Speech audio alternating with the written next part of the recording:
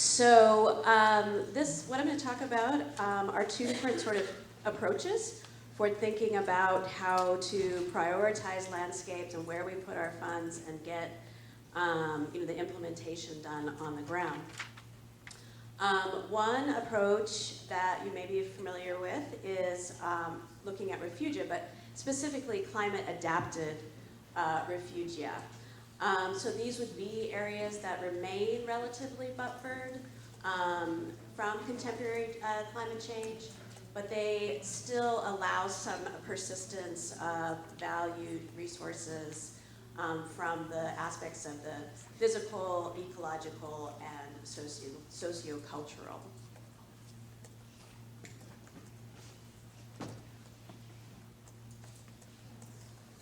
This is just a graphic sort of showing some of the areas of potential refugia from the perspective of a mountain system. And this is also kind of translating then onto an adaptive management cycle where you might then incorporate these principles of thinking about climate refugia. And then from there, another process, which is, so if you think of the refugia helping us identify perhaps priority areas for conservation and management action where we would do some implementation on the ground, still that's all great, but then how do you really decide sort of the sequencing of what that might look like? And so a decision-making process, there's lots of them out there. One that's become pretty popular amongst some natural resource professionals is called structured decision-making. And it really takes into account values and perceptions.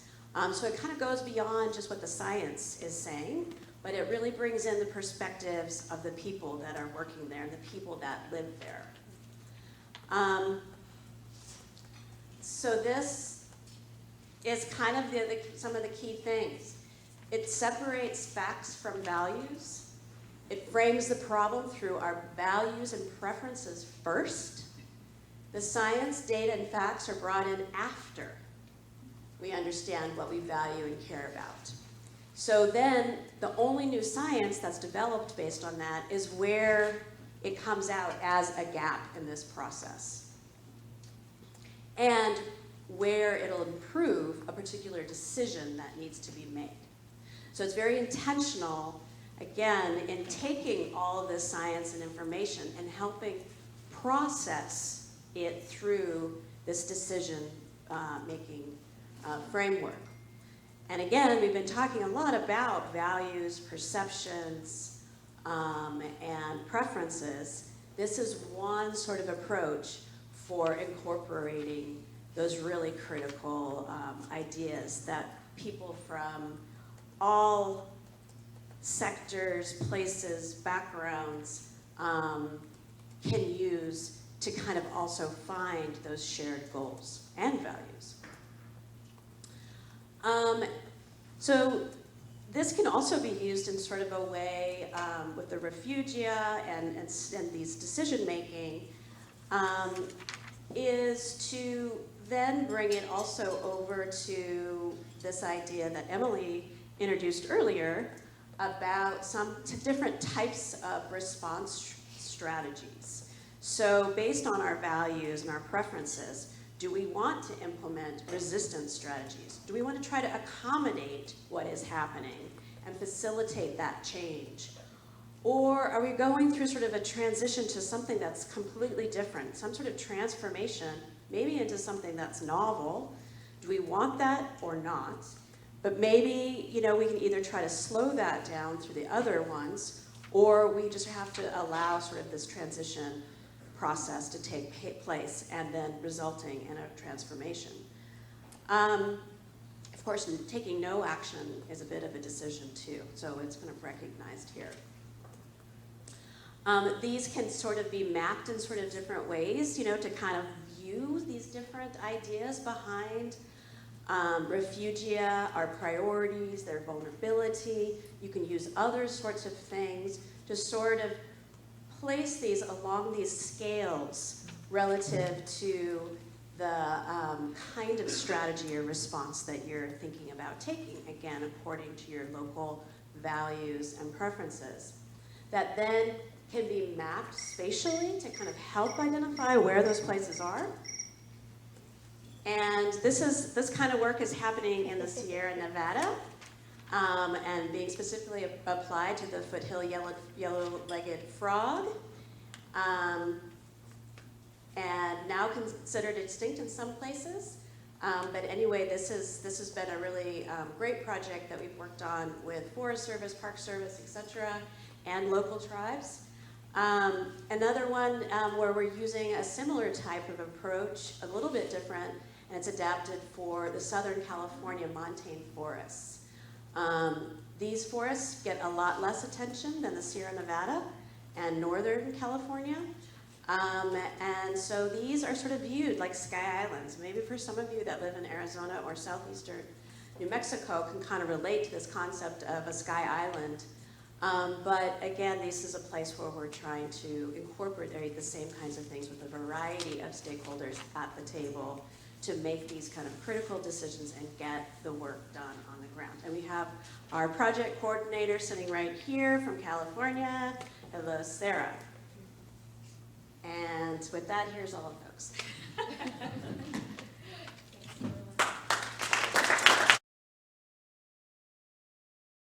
Courtney Peterson today couldn't be here to give this presentation, so I'm presenting on her behalf. Courtney is with Colorado State University and the Northern Institute of Applied Climate Science. So this presentation was co-developed with Courtney. And so here's a little bit of a background on the USDA Climate Hubs. It's a really unique collaboration across the agency. There's 10 regional hubs that are directed by ARS and Forest Service directors. And what's interesting, so I'm coming from the Southwest Hub with Emily. She gave a little bit of a background yesterday, but we work in New Mexico, Arizona, Nevada, Utah, Hawaii, and the Pacific Islands. And then NIAX kind of runs the Northern Forest Hub, and that is the Midwest Hub and the Northeast Hub. So that's a little bit of background on how the hubs and NIAX work together. And really what we do as a hub, especially in the Southwest, is we work with farmers, ranchers, irrigators, tribes, communities, to basically plan for and adapt to observed and projected climatic changes. And especially in our region where we have some crazy extreme weather events.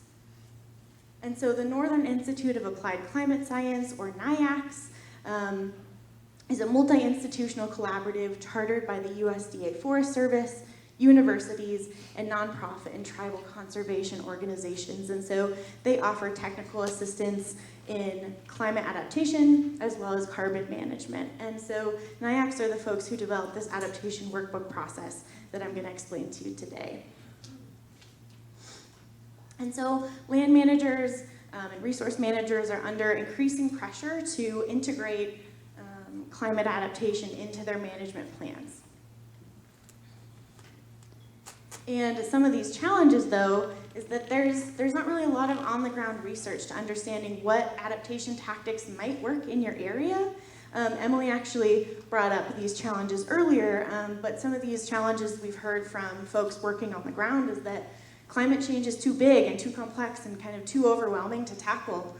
Climate information is just not relevant enough for the specific regions that they're working in.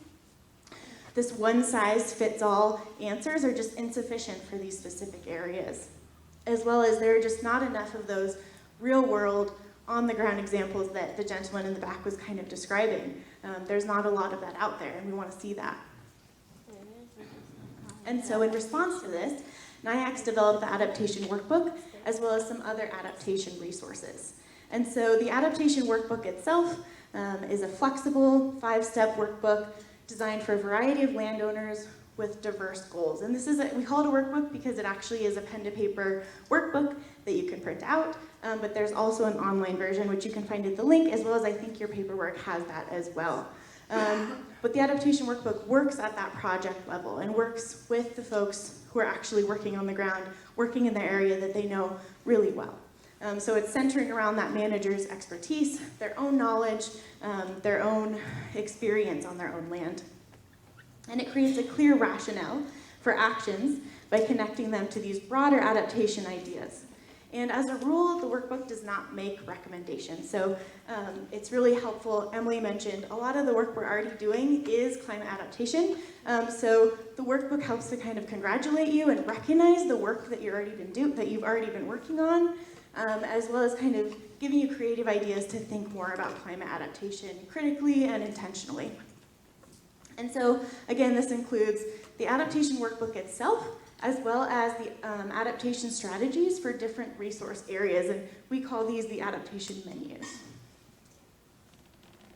Okay, so this is the adaptation workbook, and so this is a process. This is similar, Carolyn shared kind of what these processes look like. But ideally, this workbook process is flexible, but it's still structured, and so it ideally helps participants using this workbook, or folks on the land, folks wanting to manage for climate adaptation. It helps them first to define their area of location, their objectives, their timeframes, those things that they really value. And then by assessing vulnerability assessments, scientific literature, and other resources, they can use that information to kind of assess those climate impacts that are to their region, and then evaluate those management objectives that they made in the beginning and see if are those management objectives kind of holding up to climate change, taking into account some of those vulnerability assessments. And then moving on to identifying and implementing these adaptation actions, and those are done using these menus of adaptation, strategies and approaches. And then finally to monitor and evaluate the effectiveness and see how well their tactics are doing on the ground. And so basically the adaptation workbook, we like to think of it as just kind of a gut check or a filter to seeing that all of your management plans are robust and resilient against climate change. So we're not really asking to include climate change or resilience in your plans. It's just making sure that your entire management plan and everything that you're working on can really stand up to climate change in the future. And so these adaptation menus and approaches that I mentioned are just that. They're just a menu of actions that allow you to decide what is most relevant for a particular location and set of conditions. So really they're allowing you to take those broad adaptation actions and scaling them down into tactics and actions that you can actually apply to your area of interest. And so here's a list of our adaptation strategies. On the left, these have already been published, and so we started in the East Coast in forest, but we've started to go into the West Coast and implement some fire adaptive ecosystems, California forests, agriculture, tribal perspectives, and in preparation currently is a grasslands menu, as well as a Southwest Tribal Climate Adaptation menu, and that's led by the New Mexico Tribal Resilience Action Network. And so there's actually a workshop happening this week for that. So that's exciting to see kind of where that's going to go. And all of these strategies can be found at forestadaptation.org/strategies. And so Emily mentioned these, so I'm not going to walk you through all of these again. But these are basically these broader adaptation options that we kind of like to think of that go from a scale of resisting climate change to kind of being resilient, incorporating some degrees of change, and then fully kind of transitioning and intentionally facilitating change. So these are those big options that we look at. And then the menus really are part of that logical train of thought that helps you get from those big adaptation options to those tactics that you can actually use on the ground. So it's helping you connect those dots from your management goals all the way to those tactics. And then so the adaptation workbook can actually be done on an individual basis. It's online, it's free for anyone to use, but NIAX and also the Southwest Climate Hub has been developing a team of adaptation specialists that basically we provide trainings and facilitations where we kind of walk participants or groups of folks through the adaptation workbook. And so we held a, oh man, I'm winded, guys. Okay. We had in the Upper Rio Grande Basin in conjunction with the Bureau of Reclamation as well as the Middle Rio Grande Conservancy District in their efforts of the Rio Grande Basin study. We hosted one of these courses, and this was online due to COVID, so this was a 7-week online course where we had participants from a really wide range of folks. We had Lindsey Quam, who he's going to discuss his experience right after me. We had ranchers, farmers, irrigators, we had folks working in education. We had a really great group of folks, and we had a lot of great conversations about water, no surprise, and really about equity and social justice and environmental justice, and about kind of managing the land when maybe the resources that we want to manage aren't even there. So this was a great experience, and I'm excited to hear what Lindsey has to share on that as well.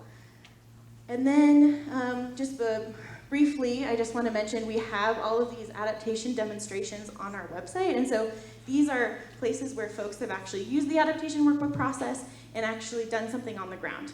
So these are awesome to see if you want to see those examples of adaptation work that's happening, and a lot of it is in the East. So we're really wanting to get more of that work done in the Southwest. So if you're interested in this, if this kind of planning is something you're interested in doing and having some kind of facilitator work you through that, please contact me or Emily or the Southwest Climate Hub, because we're happy to do that. And with that, thank you.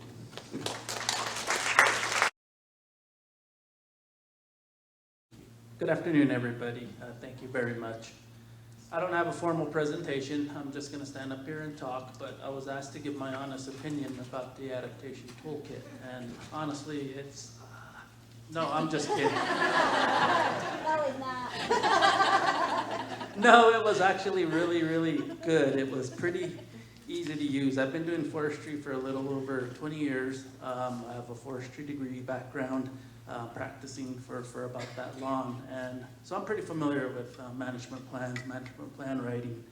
This was a little different mindset for me in terms of it actually integrated climate adaptation strategies, which is something that, forest management plans haven't really implemented or integrated into our plans a whole heck of a lot. So that was something new to me. The process was pretty easy to use in terms of the online component. I think once you understood how to save different things, how it walked you through the different layers, once you kind of chose your primary objectives, it was pretty intuitive. I didn't get a chance to use the paper portion of it, and I think that's what I'd like to see, just to see how that works, because state forestry works with private landowners a lot. And here in New Mexico, private landowners are about 65 years in age plus. So majority of them don't have very much computer skills. They like paper products. They like to do things handwritten. I'm not a very bright guy. I get lost in my computer and barely remember where I save stuff. So, something like this was pretty easy for me to use. But I think so my project basically was a stolen project from a group called Trees, Water, People, who had actually worked with 3 pueblos to do a reforestation project. The 3 pueblos were Santo Domingo, Jemez, and Cochiti in the Las Conchas burn scar. They were also putting portions of their reforestation project on Forest Service property, which abutted all 3 of the pueblos. My portion of it was including state forestry to help see if we couldn't implement some of our forest action plan strategies as far as reforestation goes. And to do that, I wanted to use this process to see if setting up a workshop specific to reforestation initiatives for tribal communities would work. And so that's what my project through this toolkit was. And basically, it would help me develop the workshop to get tribes to learn how to do reforestation on the ground, to provide them the opportunity to teach their natural resources departments, forestry crews, how to do reforestation efforts. Basically working with our partners through the Mora Tree Center, New Mexico Highlands, UNM, to help teach the workshop, and basically help them think about where the right places are to plant trees given a burnt area, and give them the best chance for survival 100 years from now. knowing that the conditions now aren't gonna be the conditions that they're gonna be facing 100 years from now. So that's all gonna be integrated into the workshop. And just one thing, Emily and Lauren, you don't know it yet, but you're gonna be getting an email from me in a couple months to help facilitate that workshop. Because we're now gonna implement it. And Colin, I think, is still here. He may not be, but he's gonna help me with the facilitation of that workshop as well. So we're gonna make it a true thing. So that's one thing that is gonna be an output for this. But overall, I thought it was really easy. It was intuitive. I could totally see a lot of private landowners being willing to use it once they got over the fear. I think a lot of our staff would benefit from it because we still have a lot of old school mindsets in terms of how we do forest management planning. And some are resisting integrating climate adaptation strategies, climate change strategies into some of their management schemes. Some of them are still what I call timber beasts, thinking about timber production, which, you know, that's not the case now. There's a lot more to forestry, so I thought it was easy. I was happy to participate and be able to get a good product out of it, and I welcome any of you to participate in it and use the tool, for sure. And I'll just open for questions if